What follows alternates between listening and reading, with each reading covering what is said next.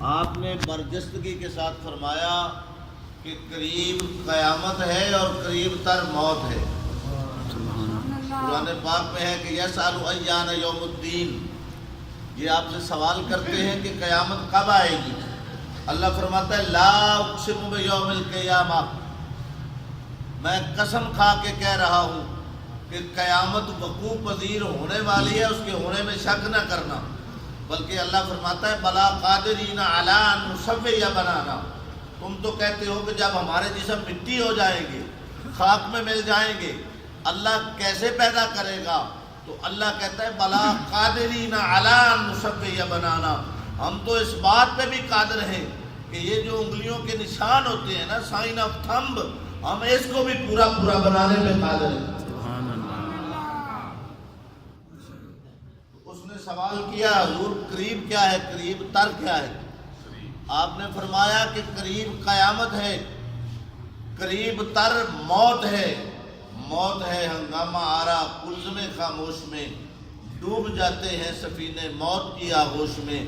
صبح ہوتی ہے، شام ہوتی ہے، عمر یوں ہی تمام ہوتی ہے، اور لائی حیات آئے قضا لے چلی چلے، اپنی خوشی سے آئے نہ اپنی خوشی چلے۔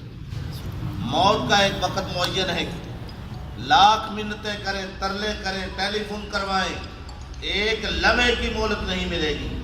اس لیے آج کی گھڑیاں ہمیں دعوت فکر دے رہی ہیں۔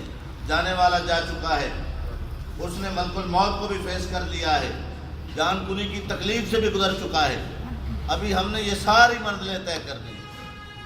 اس نے اگلا سوال داغ دیا، کہنے لگا حضور جلدی سے یہ بھی بتا دیں عجیب کیا ہے اور عجیب تر کیا ہے؟ آپ نے فرمایا کہ عجیب دنیا ہے جس کو لوگ سب کچھ سمجھ بیٹھے ہیں، اس دنیا کے لیے رشتوں کے تقدس ختم کر کے بیٹھے ہیں، خون سفید ہو گئے ہیں، حلال حرام کی تمیز ختم ہو گئی ہے، ہر بندہ 99 کے چکر میں ہے۔ شیخ جی کو فکر تھی ایک ایک کے 10 کیجئے، موت آپ پہنچی کہ قبلہ جان واپس کیجئے۔ اور یہ دنیا یہ دھوکہ ہے۔ بزرگ فرمایا کرتے تھے جس طرح چاندی دیکھنے میں خوشنما لگتی ہے، لیکن چاندی کو جب ہاتھ میں پکڑیں گے تو ہاتھ کالے کر دے گی۔ حسرتوں کا مزار ہے دنیا، کارواں کا غبار ہے دنیا، گرچہ صورت میں ظاہر کل ہے پر حقیقت میں خار ہے دنیا۔ آپ نے فرمایا کہ عجیب دنیا ہے۔ حضور عجیب تر کیا ہے؟ آپ نے فرمایا عجیب تر دنیا کا طالب ہے۔ میرے آقا نے فرمایا ہے کہ الدنیا جیفۃ و طالبھا کلاب، دنیا ایک مردار ہے اور اس کے پیچھے بھاگنے والے کتے۔ نادان تھے سائے کو پانے کی تمنا کی، یعنی وقت آخر پتہ چلتا ہے، وائے ناکامی کے وقت مرگ یہ ثابت ہوا، خواب تھا جو کچھ کے دیکھا جو سنا افسانہ تھا۔ جس طرح خواب میں بندہ بعض اوقات بادشاہ بن جاتا ہے، حکم چلانے لگ جاتا ہے، کرسی پہ بیٹھا ہوتا ہے، بڑی مرغن غذائیں کھا رہا ہوتا ہے، لیکن جب آنکھ کھلتی ہے تو پتہ چلتا ہے یہ سب کچھ بس دغا اور فریب تھا۔ دنیا کی حقیقت بھی یہی ہے۔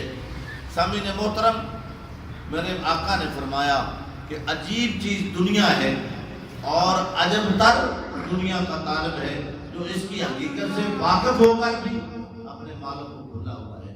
اس نے اگلا سوال داغ دیا، کہنے لگا حضور پہ یہ بتا دیں کہ حضور، اگلا سوال اس نے یہ کر دیا، کہنے لگا حضور مشکل کیا ہے، مشکل تر کیا ہے؟